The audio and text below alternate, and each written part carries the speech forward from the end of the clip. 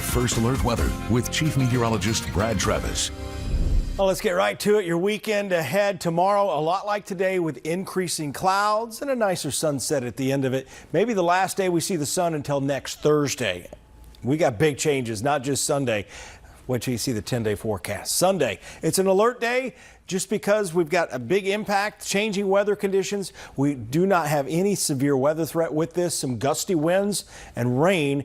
And if you live in the eastern part of the state, it may take until 1 or 2 in the afternoon for the rain to move in Sunday. But once it moves in, it is in for the rest of the day, and it's going to impact the entire state and all the way up to Nashville with widespread rain. Don't anticipate any flooding, but we do have maybe 1 inch, 2 inches of rain on the way as it falls throughout the day. This is the rain arrival time. This is when I anticipate the rain to start moving in.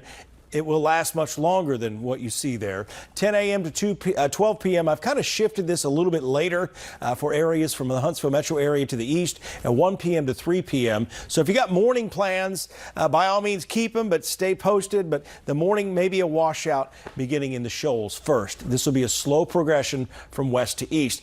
High resolution model data in tonight, so what you'll see is a little bit better than what we've been showing you lately. It has a little better handle on it. Notice the temperatures too. We start in the 50s.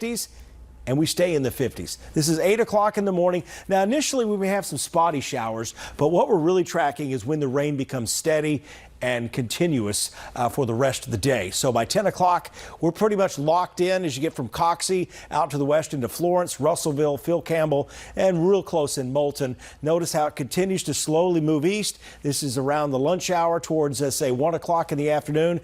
It reaches I-565 and I-65 up to Fayetteville and Huntsville, maybe not quite the eastern side of Huntsville.